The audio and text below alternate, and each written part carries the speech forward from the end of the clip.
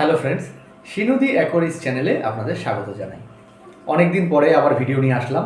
আজকে একটা মজার জিনিস বানাচ্ছি। ভিডিওটা বেশি বড় করব না, মোটামুটি 6 থেকে 7 মিনিটের মধ্যেই শেষ করে দেওয়ার চেষ্টা করব। চলুন তাহলে শুরু করা যাক আজকের এই ভিডিওটা শুরু করলাম।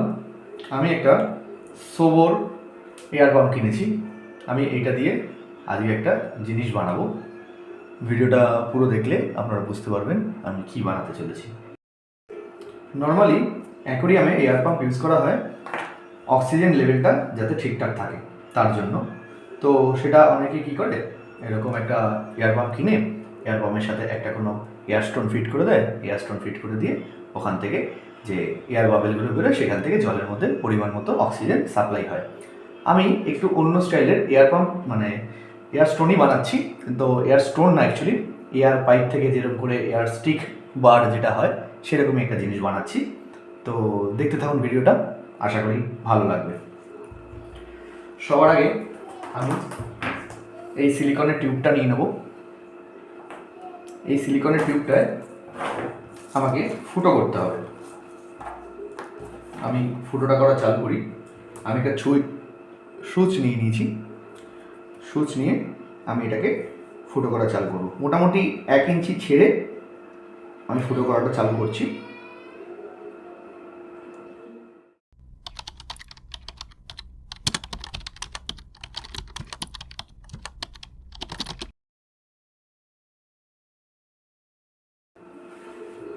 এবার আমি এই পাইপটা এইখানে আটকে দেবো।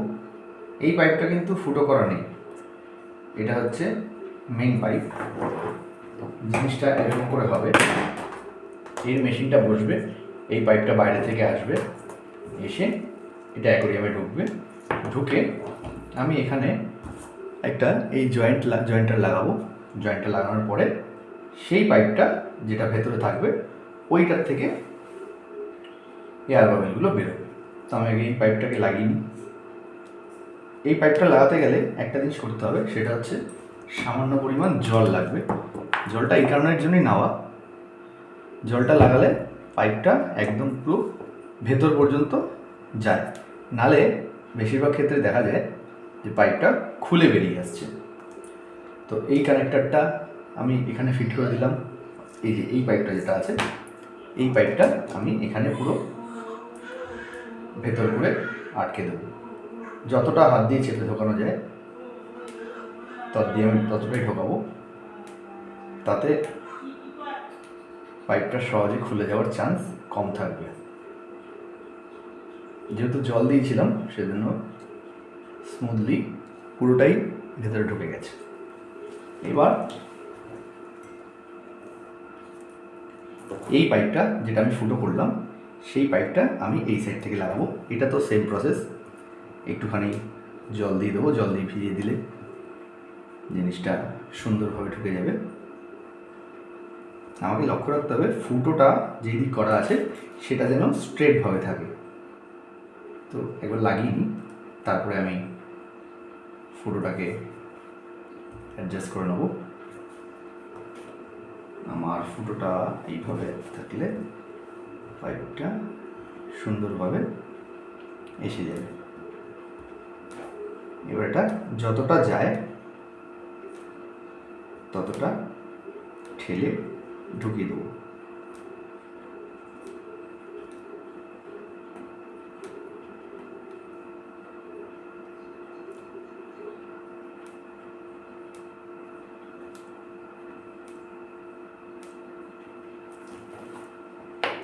আরেকটা জিনিস যেটা করতে হবে সেটা হচ্ছে এই অপোজিট সাইডে যে মুখটা আছে এই মুখটাকে কিছু কারণে মানে কিছু দিয়ে বন্ধ করতে হবে। এবার সেটার জন্য অনেক কিছু ইউজ করা যায়। আপনি এটাকে এরকম করে ভাঁজ করে ভালো করে রাবার ব্যান্ড দিয়ে বা সুতো দিয়ে বেঁধে দিলেও এটার থেকে লিক হওয়ার চান্স থাকবে না। বা আরেকটা জিনিস করা যায়, আমি আপনাদের দেখাচ্ছি। আমার কাছে এই এয়ারলাইন টিউব কানেক্টর একটা আছে, এটার আমি একটা সাইড আটকে দেবো, আরেকটা সাইড গরম করে চেপে দিলেও এটাও আটকে যাবে। এটা আমি আগে দেখিয়ে দিচ্ছি কীরকম করে আমি ইউজ করব। সবার আগে সেম প্রসেস, একটুখানি জল এটার মাথায় লাগিয়ে নেব, সামান্য পরিমাণ জল, একদম বেশি জল দেওয়ার দরকার লাগবে না। দিয়ে আমি এই পাইপটাকে এর মধ্যে ফিট করে দিলাম। পুরো পাইপটাই এর মধ্যে চলে যাবে। এবার এই সাইডটা যেটা আছে এই সাইডটাকে আমার কিছু করে বন্ধ করতে হবে।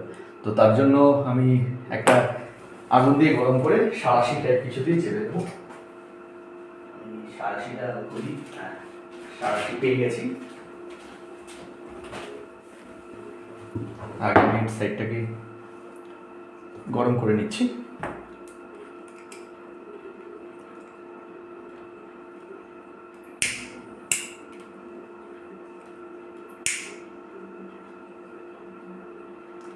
এটা গরম হয়ে গেলে জিনিসটা নরম হয়ে গেল। এবার আমি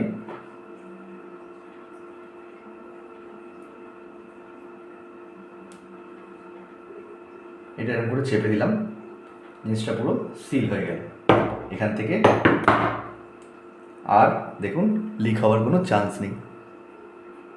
জিনিসটা এরকম হয়ে গেল, রেডি হয়ে গেছে। চলুন একবার জাস্ট ডেমো দেওয়া যাক জিনিসটা, তারপরে পরে আমি সেট আপটা করবো। আমার ভিডিওটা বানানো কমপ্লিট হয়ে গেছে। আপনারা দেখতেই পাচ্ছেন কীরমভাবে জিনিসটা এয়ার বাবেলটা ক্রিয়েট হয়ে বেরোচ্ছে। খুব সহজ একটা পদ্ধতি। আপনারাও চাইলে আপনাদের বাড়িতে এরকম সুন্দর একটা জিনিস আপনারা কিন্তু আরামসেই বানিয়ে নিতে পারবেন। এই ব্যাপারে আরও কিছু যদি জানার থাকে তাহলে আমাকে অবশ্যই কমেন্ট করবেন। আর আমার ভিডিওগুলো যদি আপনাদের ভালো লাগে তাহলে অবশ্যই আমার চ্যানেলটিকে সাবস্ক্রাইব করতে কিন্তু ভুলবেন না। আজকের ভিডিওটা আমি এখানেই শেষ করলাম। আপনারা সবাই ভালো থাকুন, সুস্থ থাকুন। ধন্যবাদ।